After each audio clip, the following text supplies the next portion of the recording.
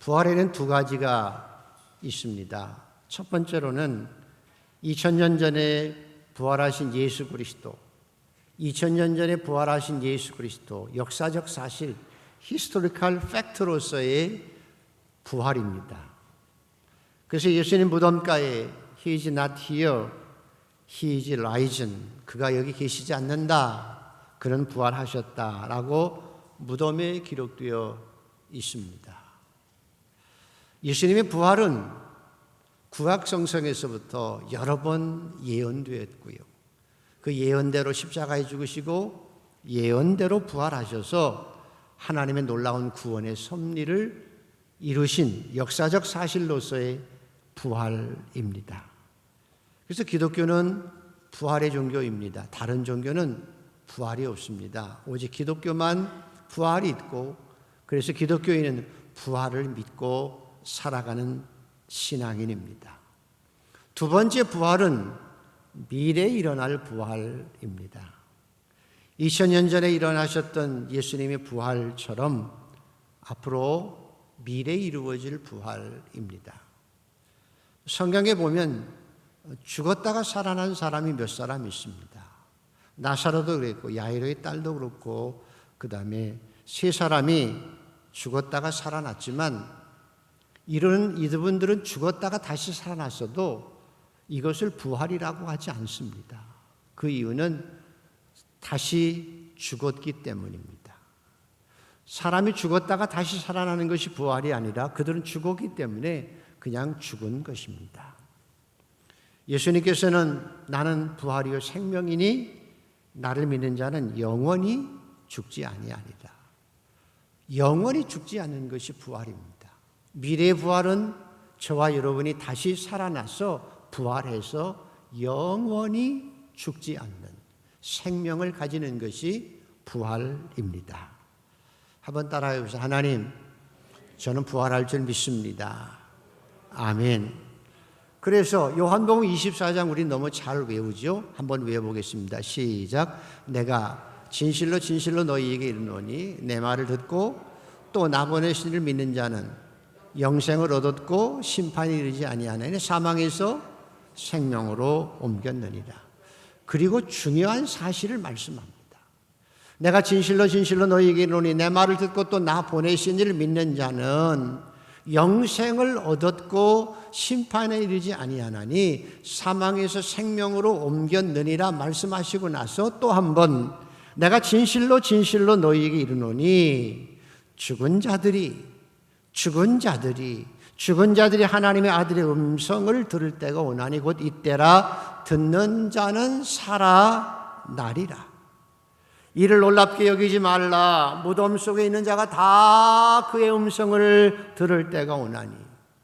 이를 놀랍게 여기지 말라. 무덤 속에 있는 자가 다 그의 음성을 들을 때가 오나니 선한 일을 행한 자는 생명의 부활로 악한 일을 행한 자는 심판의 부활로 나오리라. 예수님께서 이 세상에 다시 오실 때에 모든 자들이 다 부활합니다. 저도 부활합니다. 예수 믿는 사람들도 부활합니다. 그러나 예수 믿지 않는 사람들도 십자가를 지실 때 예수님을 창으로 찌른 사람들도 다 부활합니다. 근데 문제는 다 부활을 하지만 생명의 부활로, 영생의 부활로 부활하는 사람들이 있고 심판의 부활로 영벌을 위한 부활을 하는 사람도 있습니다. 여러분은 영생의 부활의 주인공임을 믿습니다. 하나님, 나는 영생의 부활의 주인공입니다. 이것이 우리의 고백입니다. 한번 따라하십시오. 하나님, 저는 영생의 부활의 주인공입니다. 그래서 우리는 영생의 부활하는 자들은 요한계시록 21장에 있는 것처럼 또 내가 새 하늘과 새 땅을 보니 새 하늘과 새 땅을 보니 처음 하늘과 처음 땅이 없어졌고 바다도 다시 있지 않더라. 또 내가 봄에 걸어간 성 새 예루살렘이 하나님께로부터 하늘에서 내려오니 그 준비한 것이 신부가 남편을 위하여 단장한 것 같더라. 우리는 영광의 부활로 부활해서 하나님이시는 새 하늘과 새 땅의 영원한 생명의 주인공이 되기 위하여 부활할 것입니다. 그래서 저와 여러분을 준비한 새 하늘과 새 땅의 주인공으로 영원히 살게 됩니다. 저는 저와 여러분이 영광의 주인공들이 되기를, 영광의 부활의 주인공이 되기를 축복합니다. 그리고 새하늘과 새 땅에서 우리 모두가 만나게 되기를 소원합니다. 이것이 우리의 부활입니다. 그래서 부활하신 예수님께서 저와 여러분에게 이 세상에 사는 동안, 물론 70살고 건강한 80살지만 이 세상을 사는 동안도 부활의 능력과 권세를 가지고 살고 영광의 부활의 마지막에 새하늘과 새 땅의 주인공이 되기 위해서 구원받은 하나님의 백성들에게 주시는 선물이 있습니다. 그 선물을 받고 우리는 이 땅에 살면서 부활의 능력을 가지고 살아갑니다. 부활의 증인으로 이 땅을 살아갑니다. 부활의 영광에 참여하게 되어지고 새하늘과 새 땅의 주인공이 되어집니다. 그 선물이 있습니다. 저와 여러분에게 부활하신 주님께서 주시는 선물. 첫 번째로 19절입니다. 19절 첫 번째 선물. 같이 한번 읽습니다. 이날 곧 안식 후 첫날 저녁 때에 제자들이 유대인들을 두려워하여 모인 곳에 문들을 닫았더니 예수께서 오사 가운데 서서 이르시되 너희에게 평강이 있을지어다. 너희에게 평강이 있을지어다. 너희에게 샬롬 평강이 있을지어다. 캐나다에 있을 때 목회도 했지만 인디언 네이티브 피플들 선교, 원주민들 선교한 적이 있습니다. 원주민들이요, 그 나라에서 법적으로 네이티브 피플이라고 하는데요, 철저하게 국가에서 보호하고 도와줍니다. 원주민들에게는요, 집도 지어지고요, 일 안 해도요, 월급 따박따박 주고요, 살 만큼 다 물질도 공급해 주고요, 심지어는 모든 물건을 거의 다 면세로 싸게 사게 해서 아주 평안한 삶을 살아갈 수 있도록 국가에서 최대한의 배려를 합니다. 일 안 해도 먹고 살 수 있거든요. 너무 편하게 살 수 있습니다. 그런데 놀랍게도 그 인디언들이 일 안 해도 돈 주고 술도 면세로 살 수 있고 쉽게 편안하게 살 수 있기 때문에 일 안 합니다. 그리고 더 많이 술 마시고 더 많이 타락하고 망가져가는 모습을 보는 거예요. 편안해서 타락하는 거예요. 편안해서 망가지는 거예요.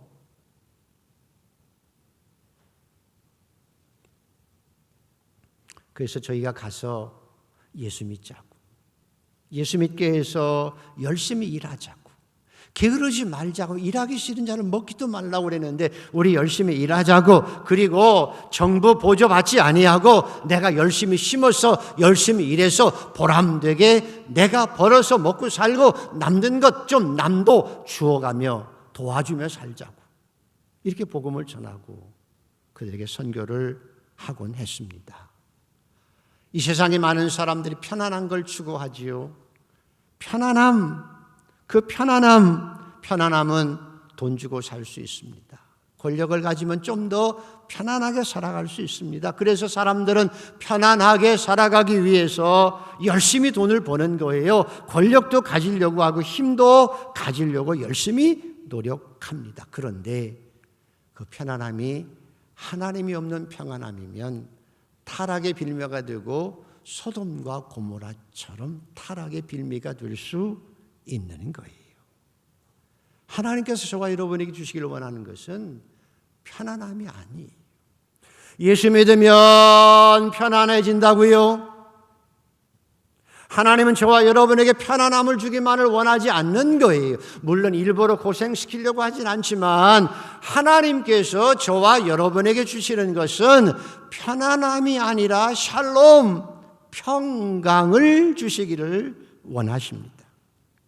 하나님은 그리스도인에게 편안함을 주는 것이 아니라 평강, 샬롬을 주시기를 원하십니다.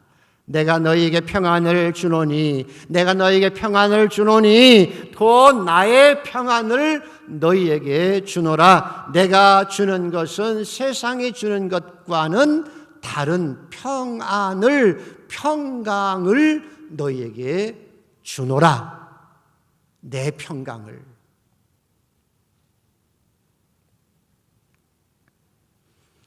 그래서 그리스도인은 주님이 주시는 주님의 평강을 받아 누리고 살아가는 존재입니다. 우리 한강의 성도들은 너희에게 평강이 있을지어다. 내가 내 평강을 너희에게 주노라 말씀하신 이 평강을 누리고 살아가는 성도가 되기를 소원합니다. 그럼 평강이 뭘까요? 평강이 뭐냐는 거예요. 뭐가 평강이냐는 거예요. 하나님께서 하나님의 백성들에게 주시는 평강, 신학적으로 어원적으로 다 설명할 수 있지만 아주 간단하게 설명하면 평강이 뭐냐? 평강이 뭐냐? 주님께서 주시는 평강, 주님의 평강. 여호와는 나의 목자시니 내게 부족함이 없으리로다. 여러분, 이게 다윗이 가진 하나님이 주신 평강이 이거예요. 여호와는 나의 목자시니 여호와는 나의 목자시니 내게 부족함이 없으리로다.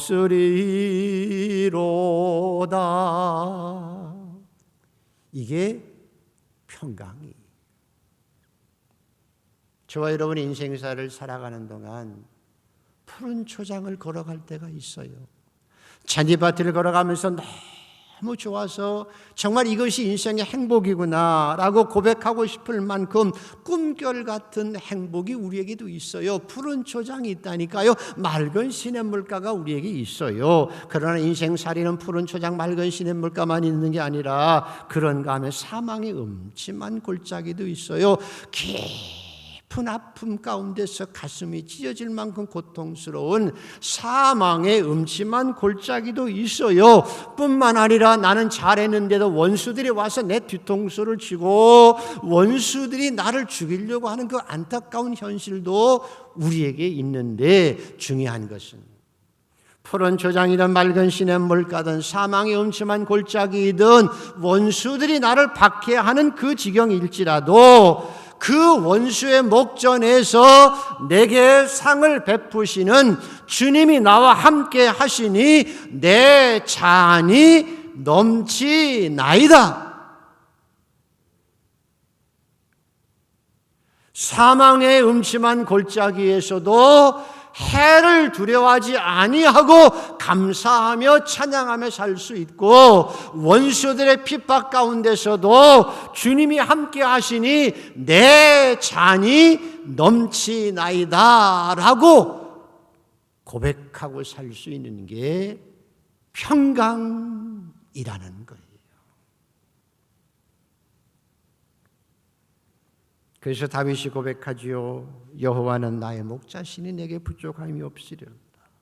원수의 막전에서 내게 상을 베푸신 하나님 앞에 내 잔이 넘치나이다. 내 평생의 선하심과 인자하심이 나를 따르니 내가 여호와의 집에 영원히 거하리로다. 이게 샬롬.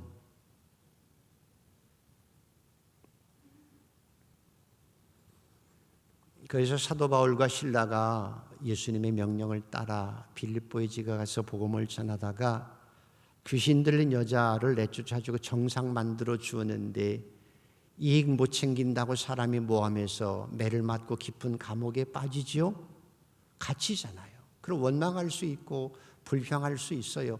많은 매를 맞고 고통스러운 그 상황 속에서도 하나님을 찬양하고 기도하고 감사하고 그 죄수를 용서하고 그래서 하나님의 교회를 세워갈 수 있는 능력이 있었던 것이 사도 바울에게 가졌던 샬롬이고 주님이 그 안에 주셨던 평강입니다. 오늘 여러분에게 이 평강 있게 되기를 축복합니다. 하나님 내가 편안함을 추구하는 것이 아니라 하나님의 평강을 누리고 살게 하여 주시옵소서. 샬롬, 샬롬. 예수님께서 십자가에 죽으시면서 다 이루었다 그러시잖아요. 십자가에서 내 죄를 지시고 죽으시면서 다 이루었다. 그래서 보혈을 지나 하나님 품으로 보혈을 지나 아버지 품으로 우리가 하나님 품에 갈 수 있고요. 내 영혼이 은총 입어 중한 죄짐 벗고 보니 슬픔 많은 이 세상도 천국으로 화하도다. 그래서 십자가에 죽으시고 부활하신 예수님께서 제자들에게 나타나 처음 주신 것이 너에게 평강이 있을지어다. 그래서 예수를 믿고 죄 용서받은 하나님의 백성들에게 부활의 능력을 믿는 하나님의 백성들에게 주님께서 주시는 최고의 선물이 평강, 샬롬. 그래서 여호와는 나의 목자시니 내게 부족함이 없으리로다. 어떤 상황 가운데서도 찬양하며 살아갈 수 있는 평강. 오늘 부활의 일주일에 주님께서 너희에게 평강이 있을지어다 말씀하신 이 말씀을 받고 여러분 안에 평강이 넘쳐나게 되기를 축복합니다. 하나님, 나에게 오늘 평강을 허락하여 주시옵소서. 두 번째 선물이 21절입니다. 21절. 같이 한번 읽습니다. 시작. 예수께서 또 이르시되 너희에게 평강이 있을지어다. 아버지께서 나를 보내신 것 같이 나도 너희를 보내노라. 아멘. 요즘에 대학도 온라인 수업한다고 그럽니다. 한 학기 동안 다 한다고 그래서 어떤 대학생들이 그 온라인 수업하니까 등록금 좀 환불해달라고 그랬다고 그러죠. 근데 우리나라는 등록금 그래도 덜 비싼 편이, 미국은 등록금이 엄청나게 비싸서요. 대학생들이 돈 없으면 론해서 등록금 받아서 공부하고 나중에 졸업하고 나서 그거 갚느라고 허리가 휘어요. 그만큼 등록금 비싸거든요. 그런데 어떤 한 남자아이가 부잣집 친척을 두었어요. 근데 그 부자가 죽으면서 유언을 했어요. 내 재산 중의 일부를 띄어서 내 조카, 이 아이가 대학에서 공부하는 동안에는 등록금 다 대주고 생활비 다 대주고 용돈까지 다 대주라고 유언을 했어요. 그러니까 이 아이는 친척 때문에 등록금 걱정 안 하고 생활비 걱정하고 대학 생활을 마음껏 할 수 있었던 거예요. 그래서 대학을 다녔습니다.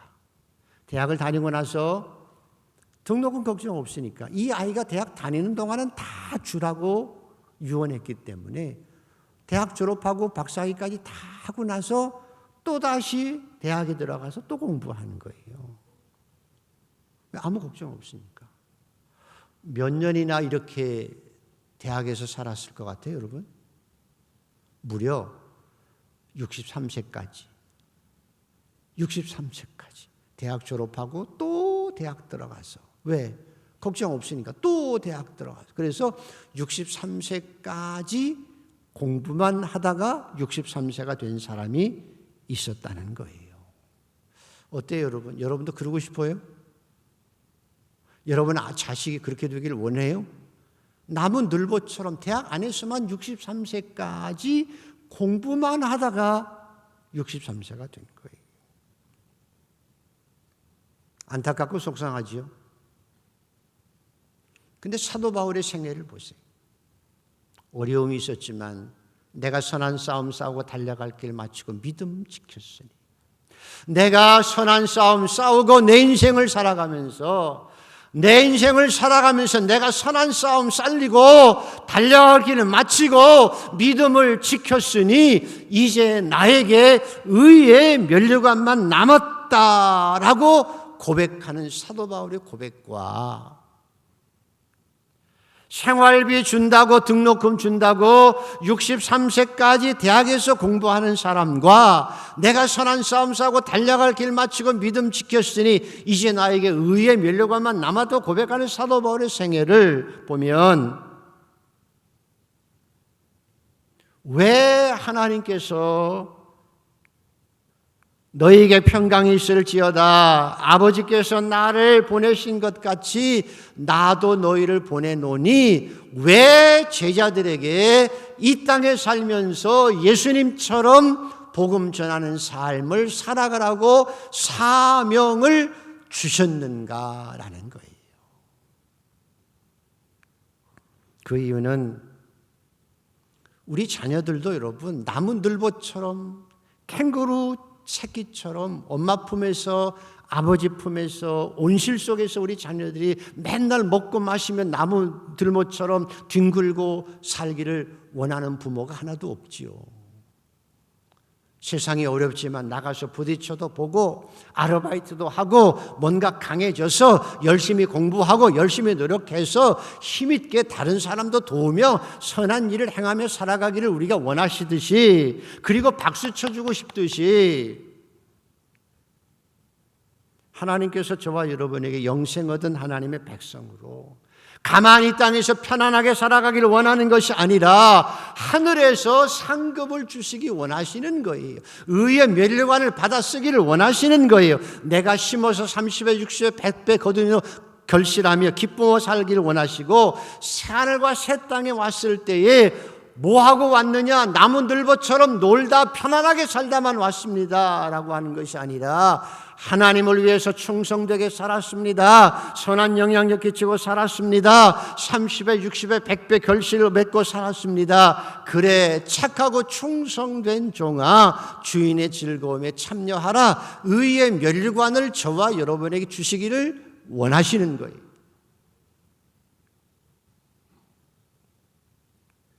그래서 여러분, 그리스도인의 사명은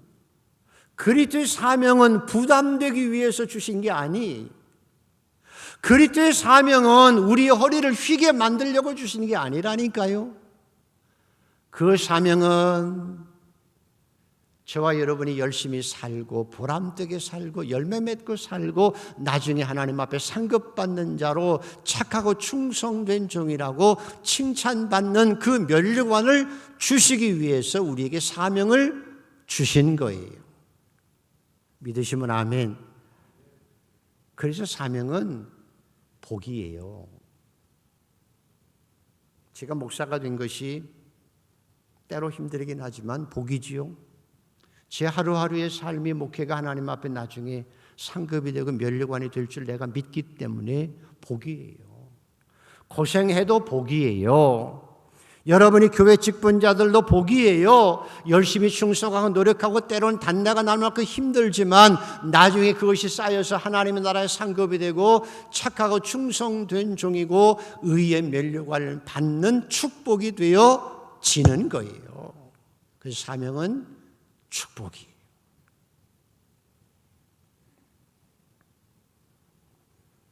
그래서 우리 학생들은 열심히 공부해야 되고요. 그래서 훌륭한 사람이 되어서 나라와 민족과 사회를 위해서 선한 영향력 끼치고 살아가야죠.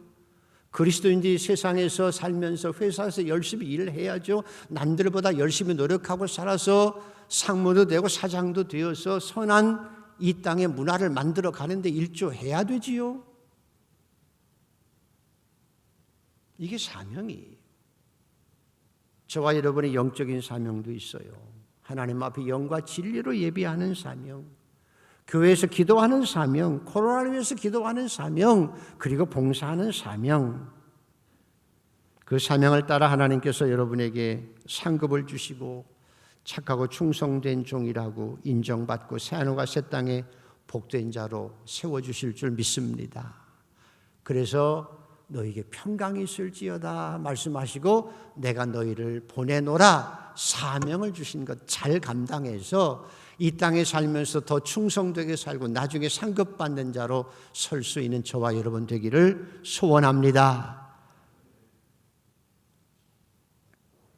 세 번째 선물이 있습니다. 자, 읽어보시겠습니다. 22절 시작. 이 말씀을 하시고 그들을 향하사 숨을 내쉬며 이르시되 성령을 받으라. 세 번째 선물입니다.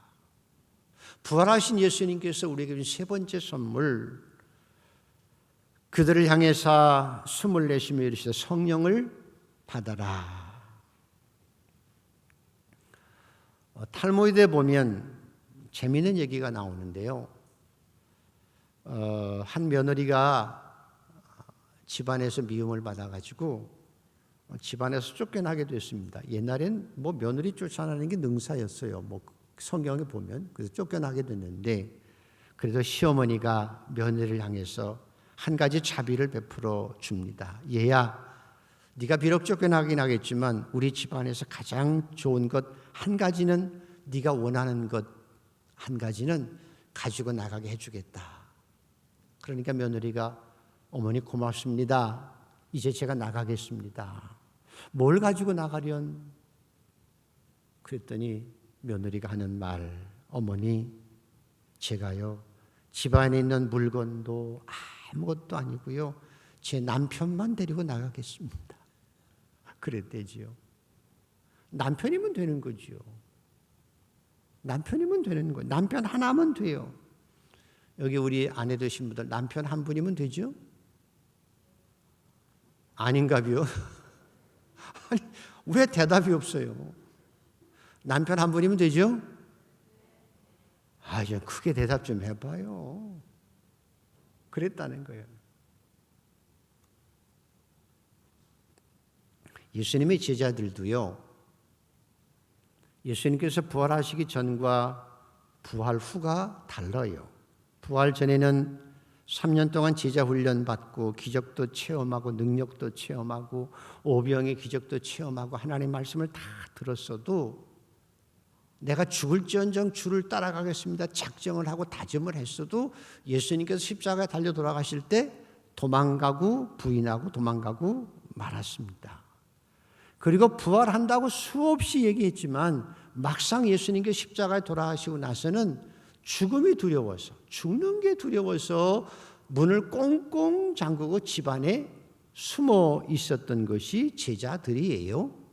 그런데 예수님이 부활하셔서 딱 나타나셔서 너희에게 평강이 있을지어다 라고 말씀하시고 내가 너희에게 사명 준다 그렇게 말씀하시고 다 알아듣고 나서 부활하신 주님 만나고 나서 용기가 생겼어요. 용기가. 그래서 대담하게 이제는 문 잠그고 있던 것 활짝 열어서 당당하게 마가 다락방에 모인 거예요.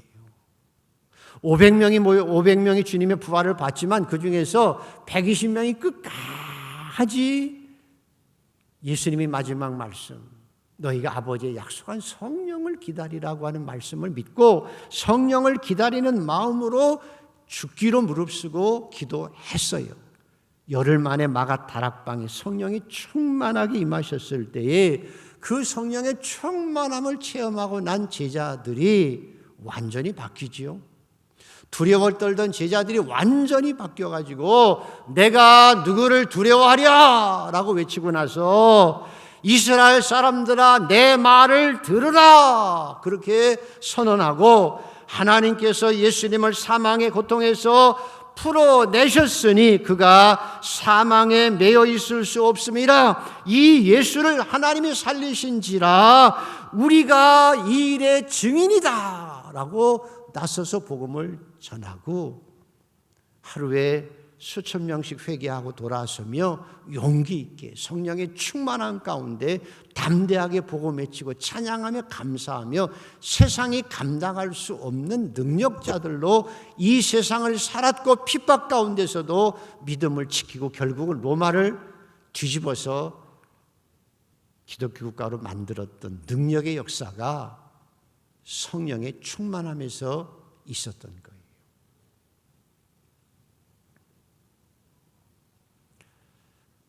왜냐하면 예수님께서 이 세상을 너무 잘 아시거든요.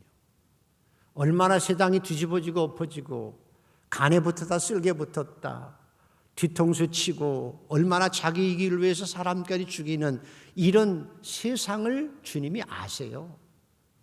모함하고 뒷덜미치는 이 세상을 주님이 아신다니까요. 자기 이익을 위해서 사람까지 죽이는 이런 세상을 아세요. 이런 세상에서 주님의 제자들이 살아가야 되니 거룩한 하나님의 백성들이 살기가 얼마나 힘든 줄 주님이 아시고요. 뿐만 아니라 마귀도 너무 잘 알아요. 얼마나 간교한지. 40일 동안 금식하며 기도하고 있는 예수님께 와서 유혹하는 이 마귀의 속성과 이 마귀의 전략을 주님이 너무 잘 아시고요. 얼마나 거짓말 잘하고 얼마나 간악한지 마귀를 아시고요. 또한 저와 여러분이 얼마나 나약해서 뒤집어지고 엎어지는지, 코로나 때문에 두려워 떨고 살아가는 우리의 모습이 얼마나 연약한지를, 우리의 약점과 단점을 다 아신다니까요. 그래서 우리만 가지고는 안 되는 걸 아시기 때문에 우리의 의지만 가지고 신앙생활 할 수 없다고, 그리고 영광의 부활에 참여한 자는 능력에 살 수 없음을 주님이 아시기 때문에 내가 세상을 이기었노라 하신 것처럼 저와 여러분도 예수님처럼 세상을 이기며 악한 사탄 마귀의 머리를 깨뜨리며 이 환난과 공포가 많은 세상 가운데서도 넉넉히 세상을 이기며 마지막 사도 바울처럼 면류관을 받을 때까지 승리하는 삶을 살아갈 수 있게 하기 위해서 성령을 받으라고 말씀하셨고요. 성령을 받은 그들은, 제자들은 그렇게 살아낼 수 있었어요. 오늘도 부활절을 맞이해서 부활하신 주님이 저와 여러분에게 성령을 받으라고 말씀하신 이 말씀 기억하고, 오늘 예배 가운데 성령을 모셔드릴 수 있게 되기를 축복합니다. 한번 따라합시다. 하나님, 저는 성령의 도움이 필요합니다. 성령님, 내 마음에 와 주시옵소서. 나를 충만하게 하여 주옵소서. 성령께서 충만하사 주님처럼 세상을 이기고 누가 나를 하나님의 사랑에서 끊으리요, 담대하게 이 땅을 살아내고 영광의 부활에 참여하는 자가 되게 하여 주시옵소서.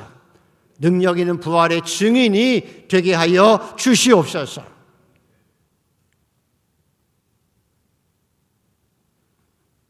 여러분에게 성령의 충만함이 있기를 소원합니다. 요즘에 코로나19 때문에 국가에서 100만 원씩 준다고 하는데 여러분 해당되나요? 다 준다고 하니까, 그리고 나중에 세금으로 환수한다고 하니까 어떤 분은 150만 원까지 준다고 그래요. 아직 안 받아봤으니까 모르죠. 근데 이런 돈들은 사실 그냥 백성들에게 나눠줄 게 아니라 꼭 필요한 사람에게 주고 중소기업들, 공장들에게 주었으면 좋겠어요. 차라리 그들 일 안 할 때 돈 주고 기계라도 닦아야 될 거 아니에요. 코로나 끝나고 주문 들어오면 생산할 수 있는 능력이 있어야 되는데 그들에게 주어서 일어나게 하면 좋은데, 제 생각에는 꼭 100만 원씩 주고 150만 원씩 주고 이러고 나중에 세금으로 걷는다고 하니까 이거 다 땅 파서 돈 안 나오잖아요. 우리나라는 땅 파면 기름도 안 나와요. 노르웨이 같은 건 땅 파면 기름은 퐁퐁 나와서 100만 원 줘도 괜찮지만 우리는 참 어렵죠. 무슨 생각이 나는가 하면 옛날에 선거하면 왜 막걸리 선거하는 거죠. 막걸리 한 잔 마시고 찍어주고 또 고무신 한 컬레 얻어 신고 찍어주고. 근데 요즘 고무신까지 비싸서 하면 100만 원 정도 되는가 봐요. 막걸리는 한 150만 원 되는가 봐요. 이번 선거 잘 하십시오. 국민들의 수준이 정치인들 수준보다 높아야 미래가 있고 국가가 살아납니다. 자, 우린 신앙인으로서 오늘 부활절. 야, 웃기지 마. 내가 손에 장을 지지지. 아니 십자가에 그렇게 비참하게 죽은 예수가 부활했다고 생각하면 내가 십자가에 예수님 부활했다고 생각하면 내가 손에 장을 지지지. 그게 도마가 했던 얘기인데 그 도마가 나중에 인도에까지 가서 복음을 전하고 교회 세우고 순교했거든요. 어떻게 가능했어요? 부활하신 주님을 만났기 때문이고 마가다락방에서 성령의 충만함을 체험했기 때문에 그 능력으로 부활의 증인이 되어진 거지요. 야, 예수 믿는 것들 사입이야. 십자가에 죽은 사람이 어떻게 부활해? 그런 사이비들은 잡아다가 죽여야 돼 라고 했던 열정적인 박해자 사울이라고 하는 청년이 나중에 변화되어서 뭐라고 얘기해요? 형제들아, 성경대로 그리스도께서 우리 죄를 위해서 죽으시고 장사 지낸 바 되었다가 성경대로 사흘 만에 다시 살아나서 베드로에게 보이시고 12 제자에게 보이시고 500 형제에게 일시에 보이셨고 맨 나중에 만삭되지 못한 나에게도 보이셨나니. 사도 바울이 다메섹 도상에서 부활하신 예수 만나고 눈이 멀어가지고 엉금엉금 기어가다가 아나니아가 안수할 때 비늘이 벗어지고 성령에 충만했어요. 그리고 이방인의 사도가 되어서 내가 선한 싸움 싸우고 달려갈 길 마치고 믿음 지켰으니 내게 의에 밀리고 한만 남았다고 고백하고 이 땅을 살아낸 것처럼 저와 여러분이 조금 그 모습을 닮아가며 살아가는 성도가 되기를 소원합니다. 옆에 분에게 한번 인사하시죠. 제가 부활할 것입니다. 제가 부활할 것입니다. 아멘. 정말 아멘. 여러분 부활할 줄 믿습니까? 예수님 부활할 때 영광의 부활로 부활할 줄 믿으시면 아멘. 그래서 여러분 인생 사는 게 기껏해야 70 살고 건강하면 80 살아요. 죽음에 대해서 막연한 공포 속에서 두려워하거나 떨리고 살아가지 말고 당당하게 부활의 증인으로 이 땅을 살아가는 건강한 신앙인들이 되기를 축복합니다. 코로나19 이것으로 끝나지 않아요, 여러분. 계속될 것이고 가을에 더 심한 변종이 나올 수도 있고요. 내년에는 코로나19가 아니라 119도 나올 수 있는 거예요. 이제는 같이 살아가야 돼요.